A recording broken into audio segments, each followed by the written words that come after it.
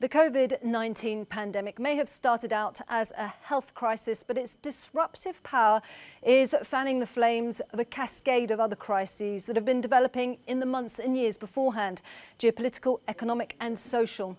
Well, the European Union was a slow first responder to the epidemic, but now is trying to drive the global response, entangled in a bitter feud between Beijing and Washington. Well, Josep Borrell is the EU's Foreign Policy Affairs Chief, and he joins me now. Good afternoon to you. Thank you very much for joining us on the Global Conversation. Now let's begin straight away with the issue that's on everybody's minds, and this would be the coronavirus, of course. And does the EU have any evidence at all that COVID-19 originated in a lab in Wuhan, China? It seems that it was originated there. By the news that everybody have, it seems that it was originated there, but from a scientific point of view, I don't have any kind of proof of how and when and where it happened. So would you be saying that it originated in China or the Wuhan lab? I don't have information to answer your question. I don't know if it was originated in a lab, in a market, or in a natural way, or not. I know that there is a controversy between China and the United States about the origin of the virus. And frankly speaking, I think that we from Europe, we don't have to feed this controversy and to require scientific approaches in order to understand better the origin and to be able to prevent the next pandemic, that this is not going to be the last one.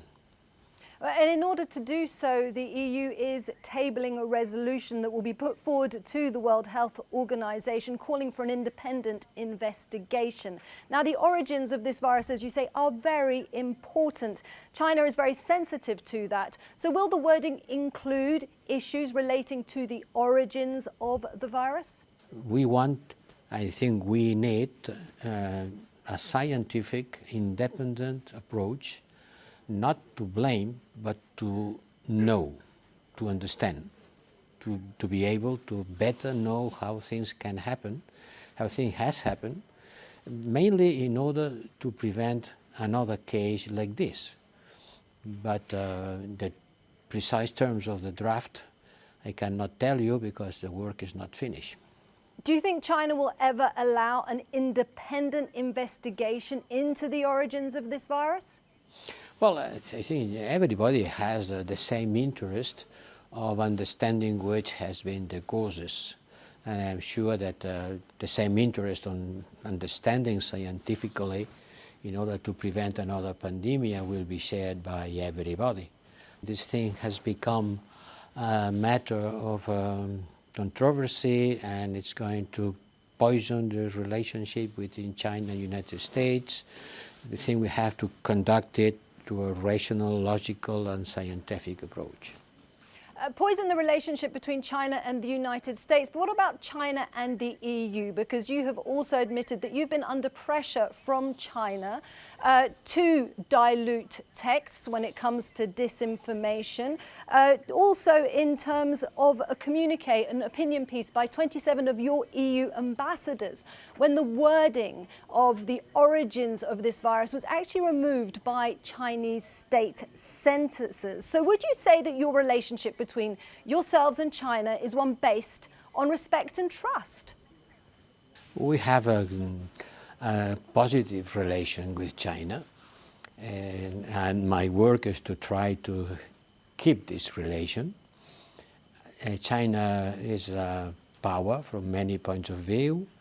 We have a complex relation because it is a multi-dimensional approach from a competitor, from economic terms, technological terms.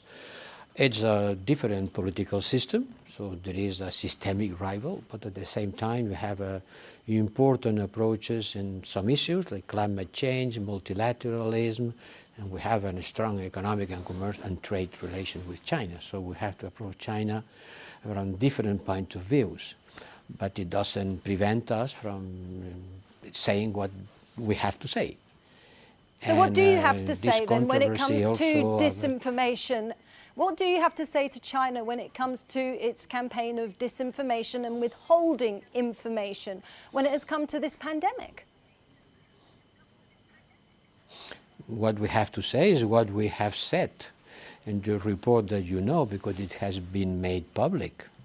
And there we list a certain events, issues, certain information that we consider be part of this information. And we have published a report on that, not hiding anything. And I think it's an important position which puts on the ground the disinformation problems that we are facing, not just coming from China, from Russia, or from many other sources that we cannot identify the origin. But today we are suffering a real infodemic, a real amount of information which is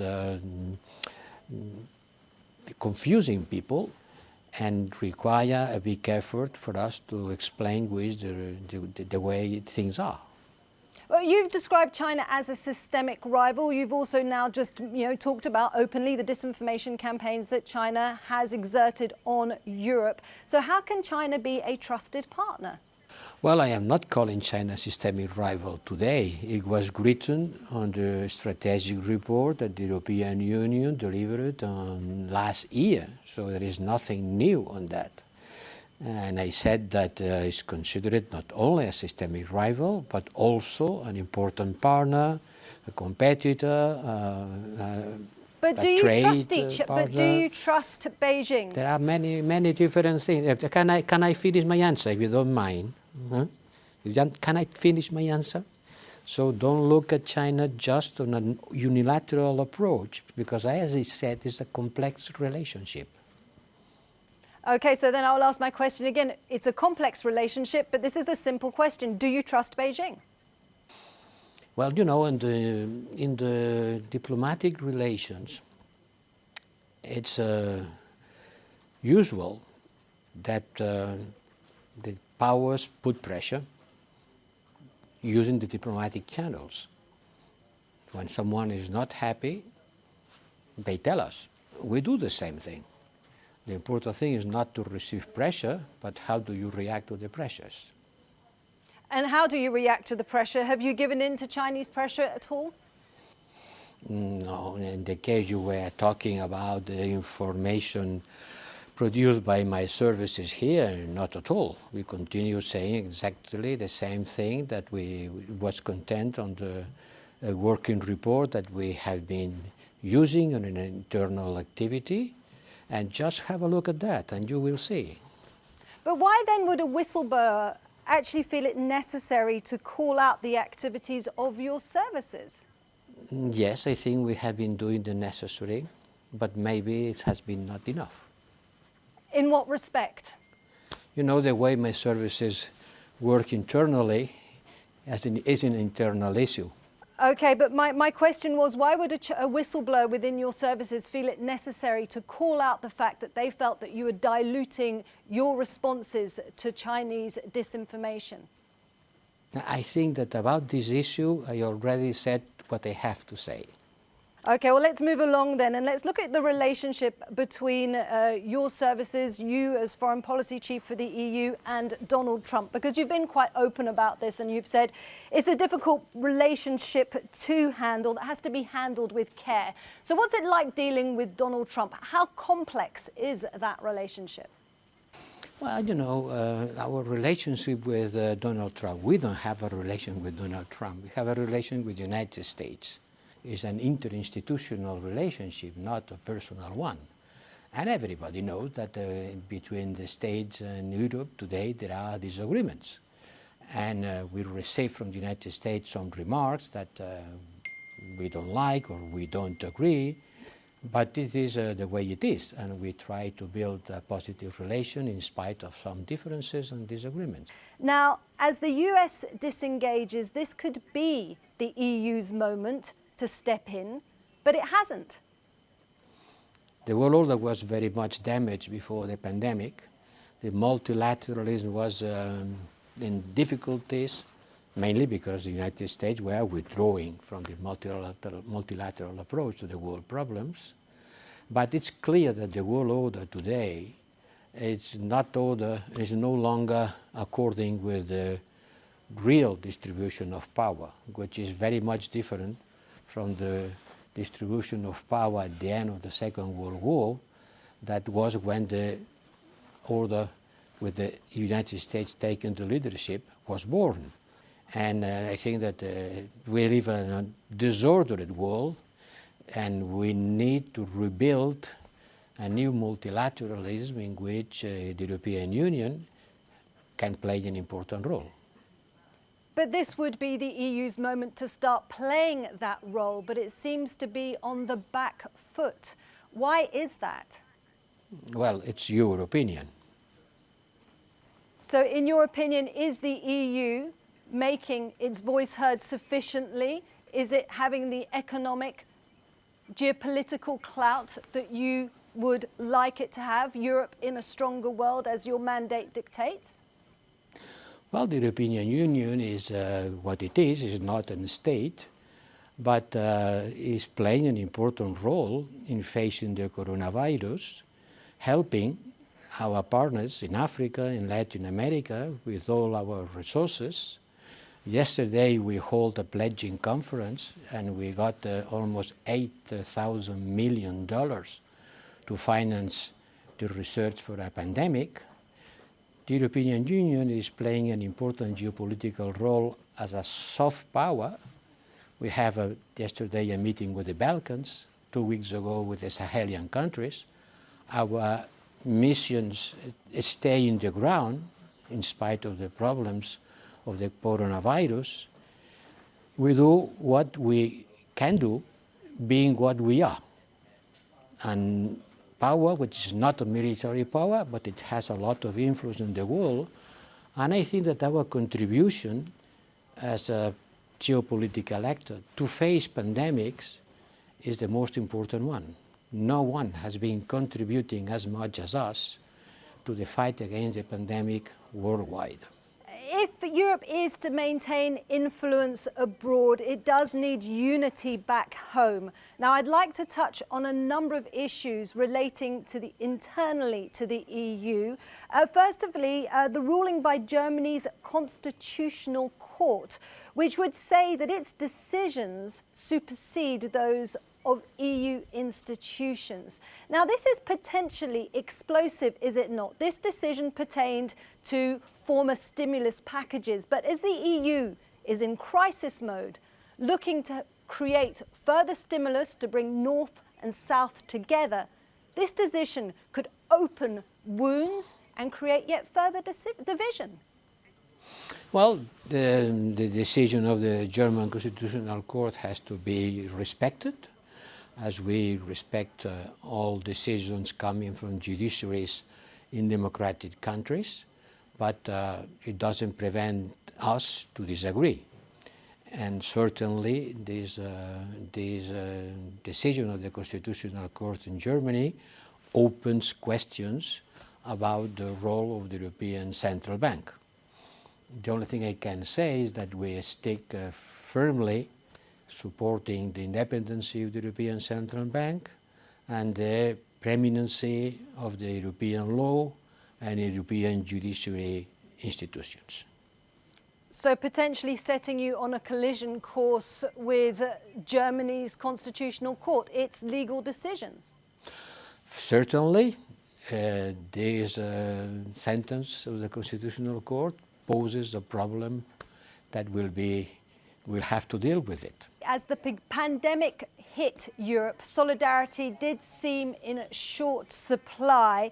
Now, EU hasn't got the competence for health, but this pandemic has really raised that question, that whether the EU should be able to supersede sovereign states in terms of public health. Would this be something you would support? Well, that's true. The pandemic puts the question of the best way of organizing the public services of health. Health has become a matter of security. Internally and externally, health is It's a problem of, when we talk about security and defense, among security, you have to include now health.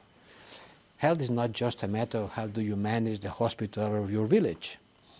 It's not just a matter that can be dealt with inside the borders of a country. A pandemic doesn't know borders. So maybe it would be good to think about what kind of an answer the European Union as a whole have to be able to give in the future.